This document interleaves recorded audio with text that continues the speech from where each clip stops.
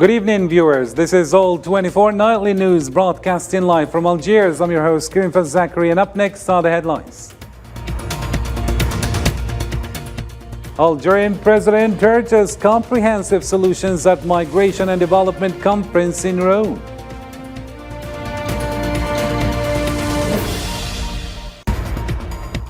Also coming up, Spanish opposition expects sweeping victory as Sanchez remains cautious about his future.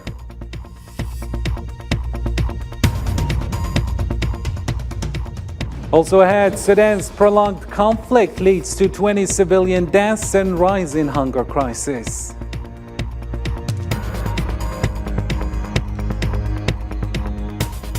And violent clashes in West Bank as power outages plague Gaza Strip's residents.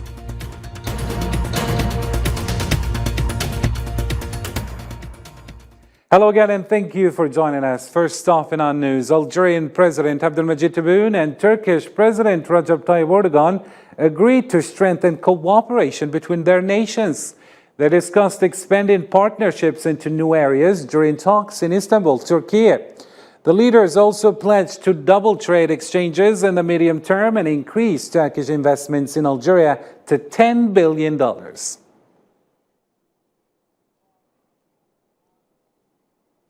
The China Institute of International Studies hailed Algerian President Abdelmajid Tebboune's state visit to Beijing, praising its positive outcomes.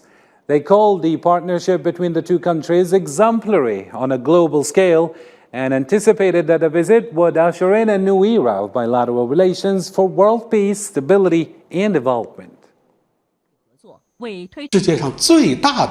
Algeria is not only a large developing Arab and African country, but also the largest in the world. Cooperation between us, especially at the international level, is undoubtedly important for achieving peace, stability, and development in the world. The joint statement issued by China and Algeria during President Tebboune's visit highlights that Algeria welcomes and supports the three Chinese initiatives. Cooperation between the two countries can provide products for security, development, civilization learning, mutual understanding, and the promotion of empathy in the Arab world, Middle East, and North Africa. Algerian President Abdelmajid Tebboune expressed his heartfelt condolences to the Emir of Qatar, Sheikh Tamim bin Hamad Al Thani, on the passing of Sheikh Mohammed bin Abdullah bin Jassim Al Thani. He conveyed his deepest sympathies to the children of the deceased, the entire Al Thani family, and the Qatari people on behalf of both himself and the Algerian nation. And in other news, Algerian President Abdelmajid Tebboune issued a warning about escalating security challenges arising from illegal immigration in the Mediterranean region, the Sahel and the Sahara. Speaking at the International Conference on Development and Migration in Rome, his message, delivered by Algerian Prime Minister Ayman bin Abdurrahman, emphasized that this phenomenon now poses a significant threat to people, property, and the internal security of nations. Sarah Farjani has the latest. Rome hosted on Sunday the first international conference on development and migration that aims to make Italy a leader in resolving issues impacting Mediterranean nations. Chief among them is migration. This one-day conference has been organized at the initiative of President of the Ministers' Council, Giorgia Meloni, who seeks to forge a broad alliance of nations to fight human trafficking. Mass illegal immigration harms each and every one of us. No one benefits from this, except criminal groups who get rich at the expenses of the most fragile and use their strength even against the governments, conditioning their institutions, endangering citizens, the economy, political stability, and democratic balance. Algeria, as the largest country lining the Mediterranean Sea in Africa, participated in this migration summit, warning of the growing security challenges of this illegal phenomenon that is escalating in the Mediterranean, the Sahel and Sahara regions. On top of the challenges of taking care of millions of displaced refugees along with controlling the flows of illegal migrants, immigration has become a serious security concern due to what comes with it as organized crime and security breach by smuggling, human trafficking and sabotage networks to facilitate the movement of terrorists with false identities, which threatens the safety of people and property and the internal security of the country. As part of comprehensive solutions to the migration issues, Algeria called for ensuring stability and development in the migrant-sending countries, in addition to mobilizing more funds to implement social and economic projects. It is necessary to adopt comprehensive solutions that guarantee stability. Hence, cooperation between the North and South should be prioritized as it plays an important role in providing assistance and support to the countries of the South, especially by raising the level of contributions in development areas. This summit of 20 nations, EU officials and international organizations aims at addressing emergencies, launch a shared development strategy, and govern the migration phenomenon based on a model of collaboration between states. In a similar context, Algerian Prime Minister Ayman bin Abdurrahman reaffirmed Algeria's strong commitment to collaborate with Italy in enhancing bilateral cooperation and fostering economic exchanges and investments. He conveyed this message during discussions with Italian Prime Minister Giorgia Meloni on the sidelines of the International Conference on Development and Migration in Rome. In response, Meloni expressed gratitude for Algeria's participation and valuable contribution to the conference. She also expressed satisfaction with the current level of bilateral relations and expressed her desire to continue joint efforts to develop the Algerian-Italian partnership.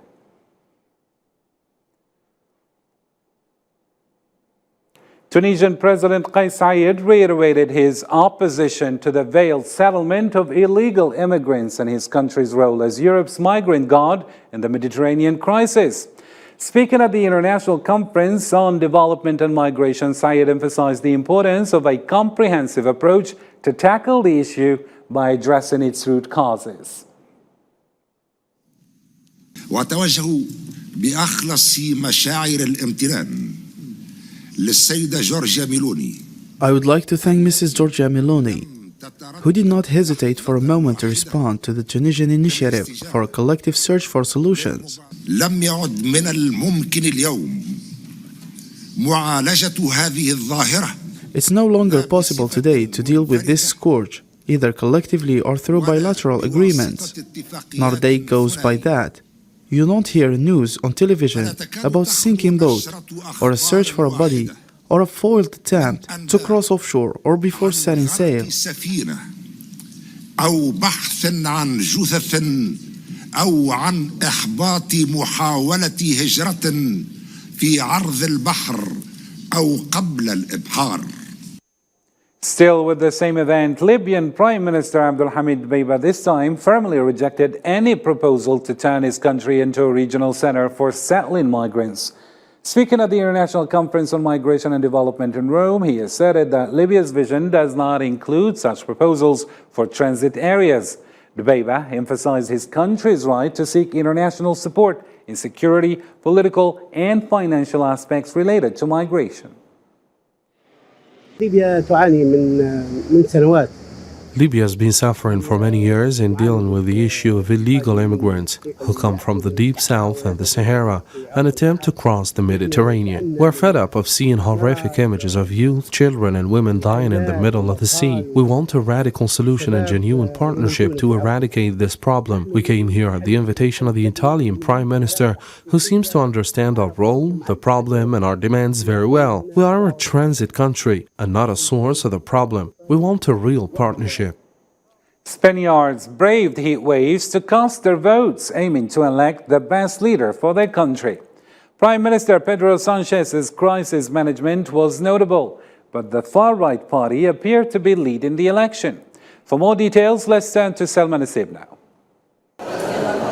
On Sunday, voting began for Spaniards in a potentially close-round general election for the first time in 50 years, at the time when the world could see Prime Minister Pedro Sanchez's governing socialist lose power and a far-right party make a part of a new government. No quiero tampoco decir si estoy optimista o no. I don't want to say if I'm optimistic or not. I do have good feelings, but are the Spaniards who are going to choose today the future and progress of our country? If there is a voice that must be listened today, it's from all of them. So the only thing I can say today is to encourage participation and mobilization. It is really a very important moment for our country and for our democracy. So I can just thank everyone, your media included, that make this happen and make our democracy to be untouchable. Sanchez's rule since 2018 has been marked by crisis management, from the COVID pandemic and its economic effects to the politically disruptive consequences of the failed 2017 independence bid in Catalonia. For his part, the far-right Vox Party candidate since 2014, Santiago Abascal is happy that the nation can finally have the possibility to decide who runs their country. We hope that the result comes from mass mobilization that would allow for Spain to change the way it's going and Spaniards to decide their future, something they haven't been able to do for a long time. It's crucial to say that according to opinion polls, a win is likely for centre-right People's Party, but to form a government it will need a partner with the far-right Vox, which would be the first time since Francisco Franco's dictatorship ended in the 1970s. In Europe still, and in Greece to be precise, over 30,000 people were evacuated from Rhodes Island for the 6th consecutive day due to persistent forest fires.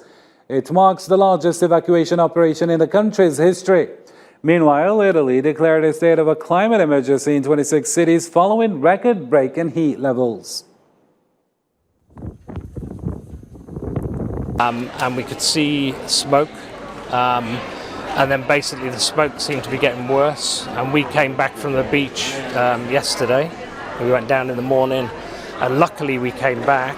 And when we got back, we were in the pool, and about 3 o'clock in the afternoon we could see flames coming over the top of the forest in Rhodes. And then a police car turned up, sirens going, the police jumped out, and they basically shouted at the hotel owner to get everybody out, get everybody evacuated.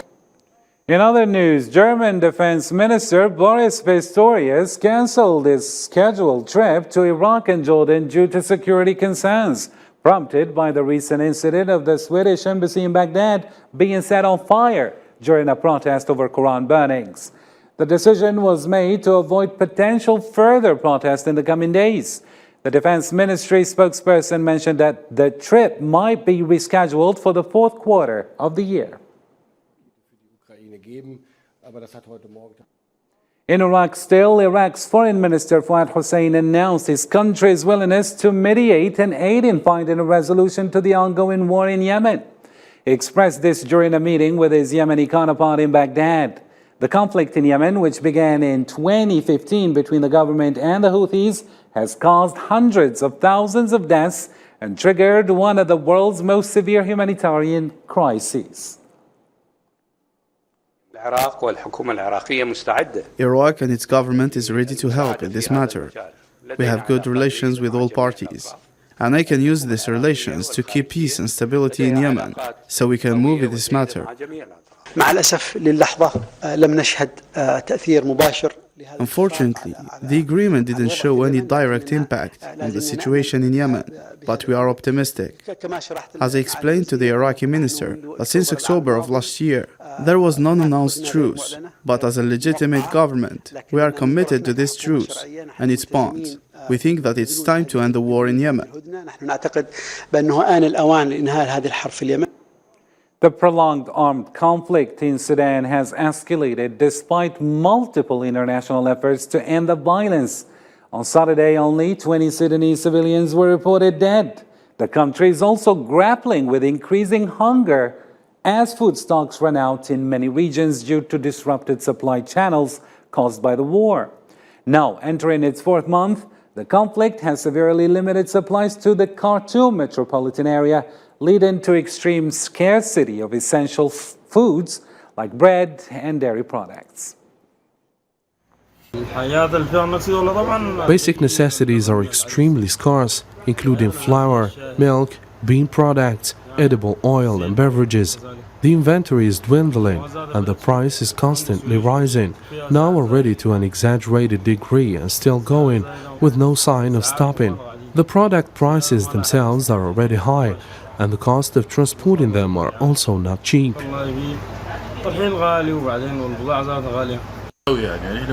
Our situation is rather dire, especially economically. Many people haven't received pay or pension for over 3 months. People are struggling to get by, and no one knows what would come tomorrow.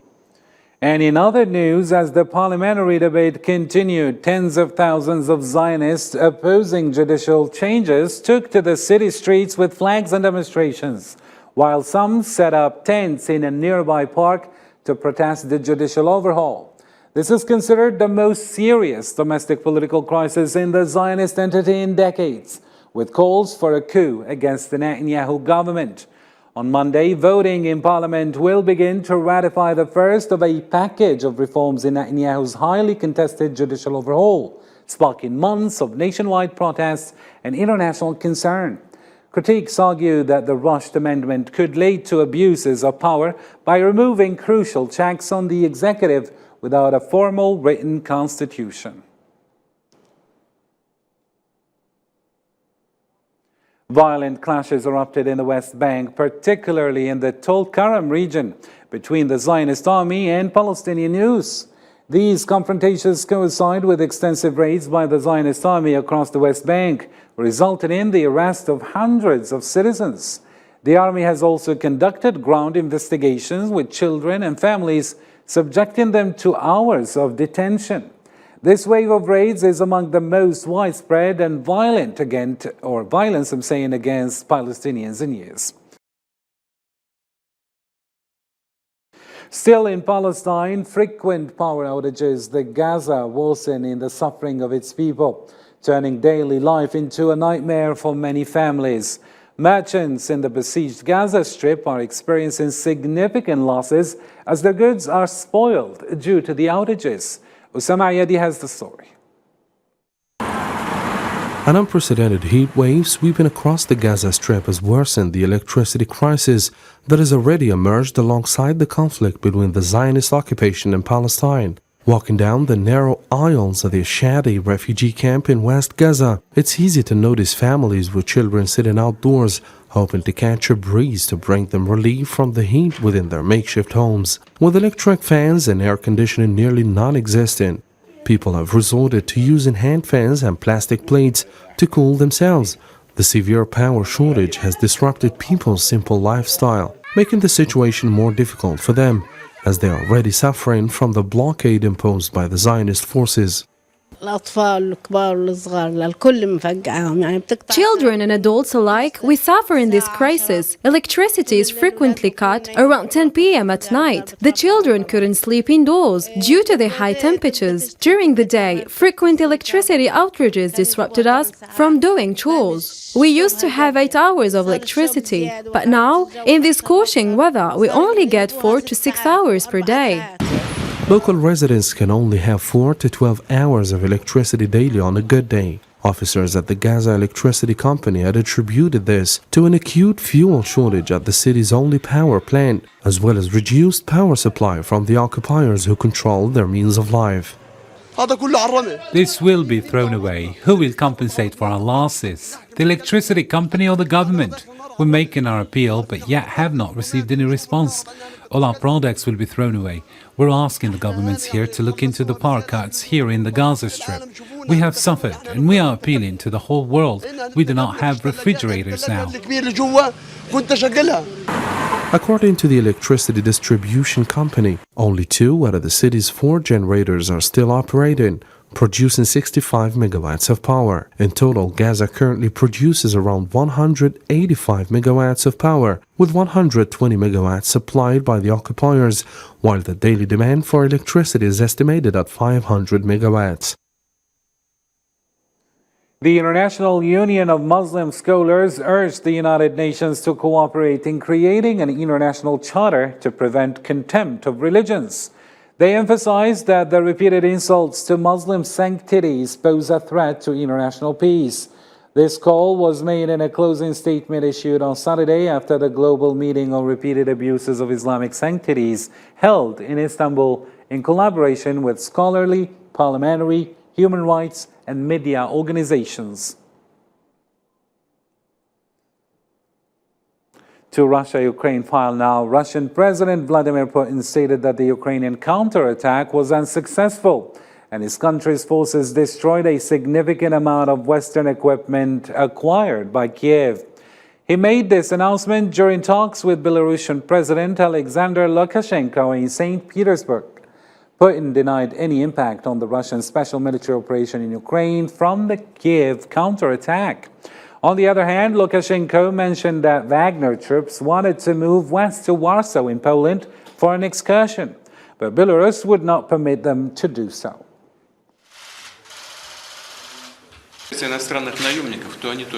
Now it's there. It just fails. As the foreign mercenaries, they also suffer significant losses because of their stupidity. Wagner fighters began to bother us. They're asking to go to the west. Let us go there. I say, why do you need to go to the west? We are controlling what's happening. Well, we will go on an excursion to Warsaw to resist though. Russia's defense ministry said that a large number of Polish and German mercenaries were hit by Russia's sea-based and long-range weapons with high precision on the territory of Ukraine's Academy of Ground Forces in Lviv, while Ukraine claimed the same day to have launched strikes against Russian personnel and equipment concentration areas. In the aftermath of heavy monsoon rains triggering a massive landslide in the village in western India, hundreds of rescuers have recovered 27 bodies. The victims, including 4 children, were found during the 4th day of search operations so far. And 75 people have been rescued, with 4 of them hospitalized. Many others remain missing. We still have waist-deep water accumulated in my courtyard, and 2-wheelers and cars were washed away in the floods like toys. We were scared and did not know what to do. And as you can see here, our condition is really bad. And elsewhere in world news, protesters in Lima are demanding Boluarte's removal and clashed with police while attempting to enter Plaza San Martin. The Peruvian National Police, dressed in riot gear and armed with tear gas canisters and shields, repelled them.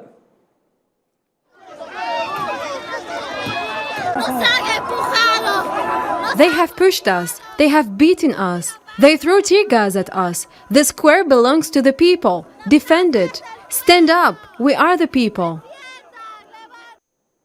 For more news making headlines around the globe, here's the news in brief by Sofian Kanturi this time.